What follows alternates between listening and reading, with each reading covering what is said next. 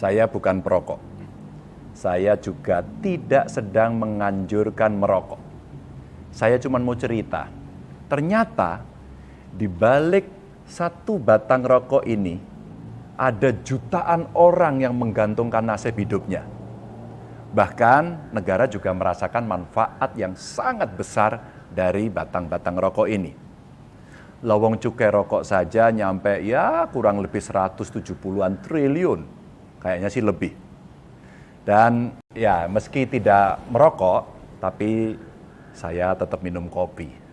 Ya toreh engenom kopi nah. Begitu kata kawan-kawan dari Madura.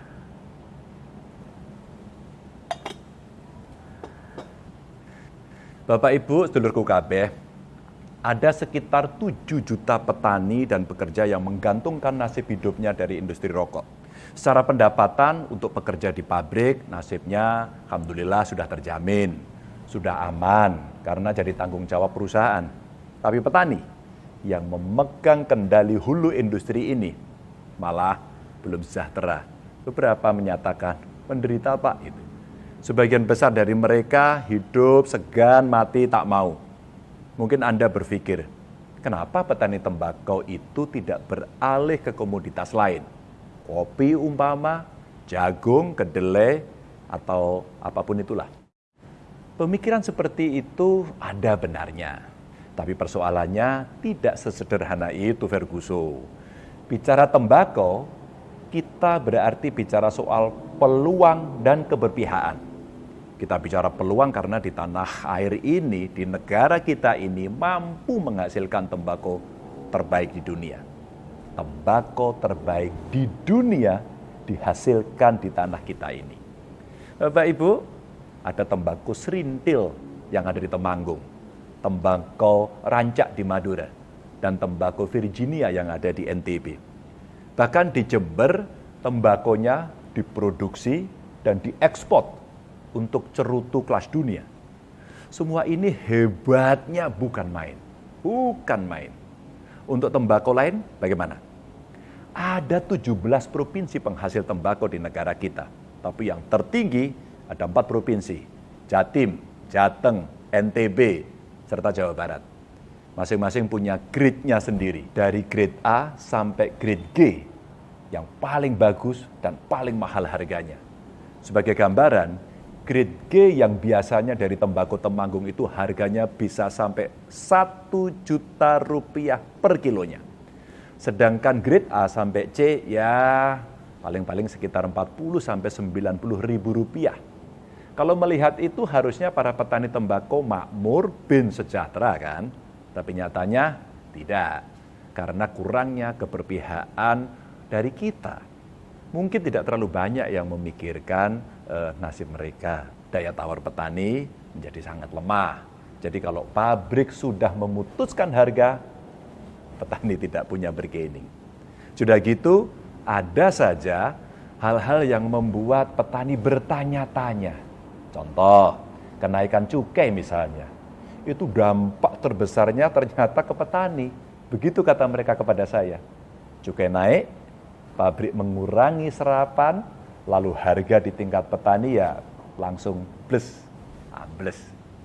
Grade A sampai D yang harusnya sekitar 90 ribuan harganya, anjlok bisa sampai 10 ribuan. Remuk pokoknya, remuk kata mereka. Soal ide mengganti komoditas ini bukannya belum pernah dilakukan loh ya, sudah pernah. Tapi petani tidak mau. Mengapa? Lah gimana? Wong dulu pernah ada kebijakan dari pemerintah yang mau mengganti tembakau dengan komoditas lain seperti kopi dan kayu manis. Tapi ternyata impor tembakau dari luar negeri malah semakin hari semakin meningkat. Tahun 2015 misalnya, impornya itu kira-kira ya 75 ribu ton. Tahun berikutnya naik jadi ya 80 ribuan ton. Berikutnya lagi naik semakin tinggi. Kira-kira dalam catatan kami ada 119,5 ribu ton. Dan tahun 2018 lalu sudah di angka 121 ribu ton.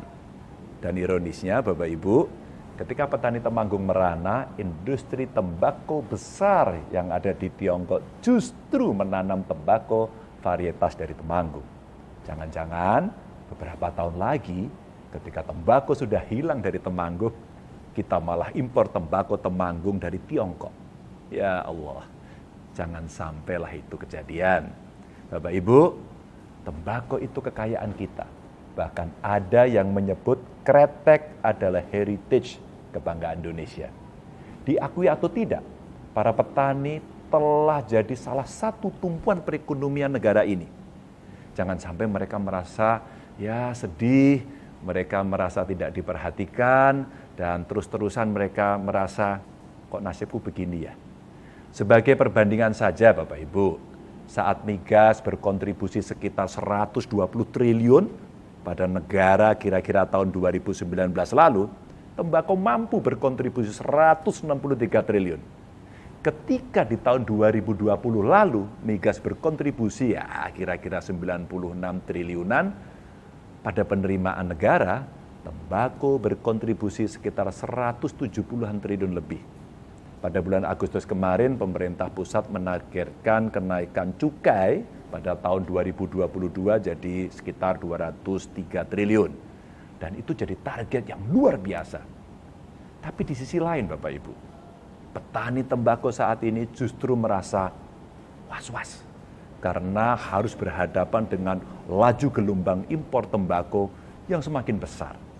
Saya mengibaratkan petani tembakau ini menghadapi kondisi seperti saat kita menghadapi mendung tanpa udan. Pasti tahu lagunya kan? Mau keluar khawatir kalau hujan, mau tetap di rumah, tapi harus keluar. Maka kita perlu payung atau jas hujan agar tidak was-was ketika kita berada di jalan. Nah, keberpihakan kita itulah yang bisa jadi payung atau jas hujan bagi petani. Petani tembakau butuh perlindungan agar mereka tidak basah kuyup karena setiap panen harus menanggung kerugian. Bapak Ibu, sedulurku kabeh, saya tidak sedang membela rokok, tidak membela perokok, apalagi pabrik rokok. Jika memang pendapatan negara yang luar biasa besar dari pabrik rokok dan cukai rokok dianggap sudah tidak penting, ya jangan-jangan kita perlu menghapus saja ya tanaman atau komoditas tembakau itu dari tanah air. Apa mau seperti itu? Atau kita akan melarang pertanian tembakau, lalu mengalihkan petani ke komoditas lainnya. Lalu, brek, tutup semua pabrik rokok. Rasa-rasanya kok tidak ya? Tapi kalau masih kita perlukan, ya ayo. Kita rawat heritage ini, kita lindungi petani, dan optimalkan industrinya. Karena bicara tembakau sebenarnya tidak cuma menyangkut rokok. Kita bisa kok mengeksplorasi lebih jauh lagi soal tembakau ini. Saya sih kepingin bercita-cita memiliki Tobacco Center sebagai pusat riset dan pengembangan tembakau. Ya siapa tahu BRIN bisa membantu agar petani tembakau lebih bergairah. Agar manfaat tembakau semakin diketahui dan nilainya semakin meninggi. Serta terangkatlah derajat dan kesejahteraan petani. Ngoten nggih?